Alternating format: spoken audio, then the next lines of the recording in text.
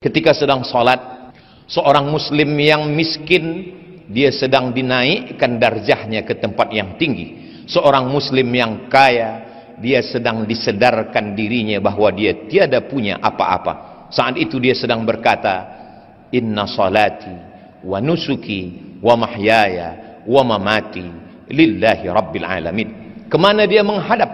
Saat itu dia sedang menghadap kepada wajjahtu wajhiya lilladzi fataras samawati wal arda hanifan musliman wa ma ana minal musyrikin. Selepas itu barulah dia berserah, sebenar-benar berserah kepada Allah Subhanahu wa taala. Semua yang mengganggu dalam hati, dalam fikiran, dalam bisikan telinga, dalam lintasan hati, dia halau. Semua itu dia halau dengan ta'awuz. Dalam mazhab Syafi'i, ta'awuz a'udzubillah diucapkan dalam setiap rakaat. Kalau solat zuhur 4 kali ta'awuz, a'udzubillahi minasyaitonir rajim. Mengamalkan firman Allah, idza qara'tal Qur'an, kalau engkau membaca Al-Quran, fasta'iz billah, mintalah perlindungan kepada Allah Subhanahu wa taala. Manusia senantiasa merasa takut, merasa cemas, merasa sendiri, maka pada saat itu dia sedang merasa besar. Saya bersama dengan Allah, a'udzubillah minasyaitonir rajim. Setelah itu barulah dia sadarkan dirinya bahwa dia dalam rahmat kasih sayang Allah. Bismillahirrahmanirrahim. Rahman juga sayang, Rahim juga sayang. Apa beza Rahman dan Rahim? Rahman semua mendapat, yang beriman mendapat, yang tak beriman pun dapat, yang baik dapat, yang tak baik pun dapat. Rahman. Tapi Rahim, yang dapat hanya orang beriman sahaja. Itulah mengapa Allah menyandingkan Ghafur dengan Rahim. Tak pernah ada ayat Ghafurur Rahman, kerana ampunan diberikan Allah hanya kepada orang yang percaya. Wa kana Allahu Ghafuran Rahima. Setelah itu dia berdialog dengan Allah, dia berkata-kata dengan Allah. Kalau ingin bercerita dengan Allah, maka tegakkanlah salat. Ketika seorang hamba sedang berkata alhamdulillahi rabbil alamin, Allah membalas, apa kata Allah? Hamidani abdi, hambaku sedang memuji aku. Setelah itu hamba itu berkata ar-rahmanir rahim. Lalu kemudian Allah menjawab, apa kata Allah? Asna alayya abdi, hambaku sedang memuliakan aku. Maliki yaumiddin, apa kata Allah? Majjadani abdi, hambaku sedang mengagungkan aku.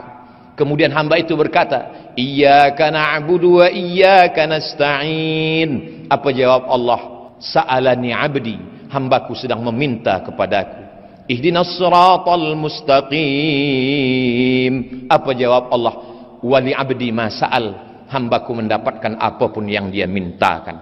Sesungguhnya ketika orang sedang melaksanakan salat, mindanya, akalnya, fikirannya sedang fokus, sedang khusyuk, dia sedang bersama dengan Allah Subhanahu wa taala. Ujian hidup menyebabkan manusia sakit secara mental, maka perlu kesehatan mental. Maka pada saat itu dia pilihkan ayat yang membuat dia merasa diperhatikan Allah Subhanahu wa taala. Beban hidup seorang hamba menjalani segala kesusahan, kepahitan hidup. Maka pada saat itu apa ayat yang dia baca? Alam nashrah laka sadrak, bukankah belum kulapangkan dadamu, kata Allah. Alam nashrah laka sadrak wa wada'na anka wizrak. Lalu kemudian aku angkat semua kesulitan, kepayahan yang engkau jalani dalam hidup. Lalu kemudian alladzi anqadha dhahrak, semua yang membebani pundakmu. Wa rafa'na laka dzikrak, kami akan mengangkat namamu, kami akan membuat engkau selalu dikenang sepanjang zaman. Kalaupun ada kepayahan, kesusahan, kesulitan hidup, maka sesungguhnya 2 kali Allah mengulang, fa inna ma'al usri yusra, inna ma'al usri yusra. Di dalam kepayahan itu ada kemudahan, di dalam kesusahan itu ada kebahagiaan. Fa idza faraghta fansab, kalau engkau selesai dari satu ibadah, jangan lupa, jangan lalai, fansab, pindahlah ke ibadah yang lain. Wa ila rabbika farghab, jangan lupa selalu berharap kepada Allah Subhanahu wa ta'ala. Setelah itu dia pun salah, diambil dari kata salah. Salah maknanya tulang belakang yang membengkok dan membungkuk. Salah maknanya membengkokkan tulang belakang menghadap Allah. Saat itu seorang hamba membungkuk kepada Allah dan dia berkata subhana rabbiyal azimi wa bihamdih. Selepas itu dia angkat kepalanya dan berkata sami'allahu liman hamidah. Selepas tulang belakang itu lurus kembali, lalu dia ucapkan dalam mazhab Syafi'i, Rabbana lakal hamdu mil'us samawati wa mil'ul ardi wa mil'u ma syi'ta min syai'im ba'du. Selepas itu 7 anggota badannya dia lekatkan ke tanah, 2 ujung kaki, 2 lutut, 2 tapak tangan, 1 kening. Di saat itu dia berkata subhana rabbiyal a'la wa bihamdih. Apa kata Nabi SAW? Aqrabu ma yakunul abdu min rabbih wa huwa sajid. Seorang hamba sangat dekat dengan Allah ketika dia sedang bersujud. Disitulah letak keadilan Allah. Seandainya Nabi mengatakan orang paling dekat dengan Allah ketika dia di Makkah, menangislah orang miskin. Bagaimana dia boleh sampai ke Baitullah? Seandainya Nabi mengatakan orang paling dekat dengan Allah ketika dia sedang di padang Arafah, betapa orang susah tak mendapatkan kemuliaan itu. Tapi betapa adilnya Allah. Apa kata Nabi? Aqrabu ma yakunul abdu min rabbih wa huwa sajid. Orang paling dekat dengan Allah ketika dia sedang bersujud. Yang miskin dan yang kaya, rakyat jelata siapapun jua, boleh menempelkan keningnya ke lantai dan berbisik. Kalau makhluk di bumi tak ada lagi tempat mengadu, kawan sudah menjadi lawan, sahabat menikam dari belakang, menggunting dalam lipatan, menjegal kawan seiring, maka saat itu berbisiklah ke tanah, maka malaikat di langit akan mengabulkan segala doa-doa. Subhana rabbiyal a'la wa bihamdih. Di saat duduk di antara 2 sujud, itulah doa yang paling panjang. Walaupun duduk antara 2 sujud itu paling pendek dalam sembahyang, tapi sesungguhnya seorang mukmin doa yang paling panjang 8 permohonannya kepada Allah. Rabbighfirli warhamni wajburni warfa'ni warzuqni wahdini wa'afini wa'fu anni.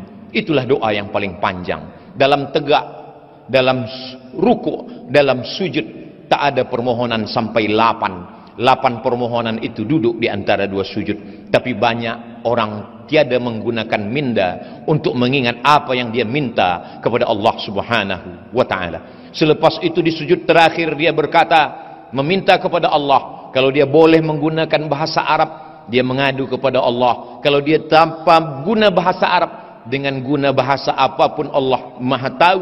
Wa na'lamu ma tuwaswisu bihi nafsuh. Kami tahu apa yang berbisik-bisik di dalam hatimu. Selepas itu, selepas bermunajat, dia lepaskan segala kepayahan, kesulitan, kesusahan hidupnya.